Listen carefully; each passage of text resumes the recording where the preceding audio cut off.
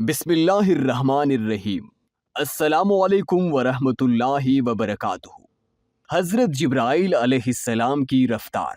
ایک دن حضور صلی اللہ علیہ وآلہ وسلم نے جبرائیل علیہ السلام سے پوچھا، اے جبرائیل، کبھی تجھے آسمان سے مشقت کے ساتھ بڑی جلدی اور فوراً بھی زمین پر اترنا پڑا؟ جبرائیل علیہ السلام نے جواب دیا، ہاں یا رسول اللہ صلی اللہ علیہ وآلہ وسلم، 4 مرتبہ ایسا ہوا ہے کہ مجھے سرعت کے ساتھ فوراً زمین پر اترنا پڑا۔ حضور صلی اللہ علیہ وآلہ وسلم نے پوچھا، کس کس موقع پر؟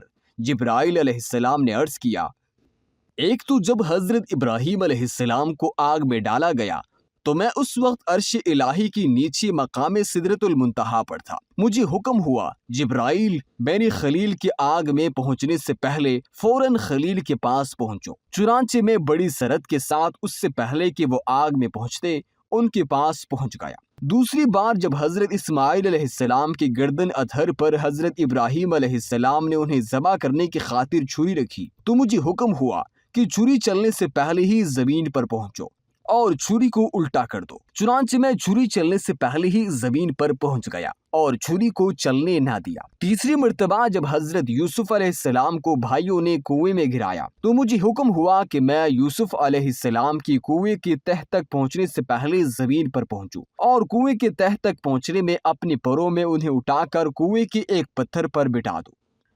چوتھی مرتبہ یا رسول اللہ صلی اللہ علیہ وآلہ وسلم، جب کافروں نے حضور صلی اللہ علیہ وآلہ وسلم کے دندان مبارک کو شہید کیا تو مجھے حکم ہوا کہ جبرائیل، فوراً زمین پر پہنچو اور میرے محبوب کے دندان مبارک کا خون زمین پر گرنے سے پہلے ہی وہ خون اپنے ہاتھوں پر لے لو، اور اے جبرائیل، اگر میرے محبوب کا خون زمین پر گر گیا تو قیامت تک زمین سے نہ کوئی سبزی اگے گی اور نہ کوئی درخت۔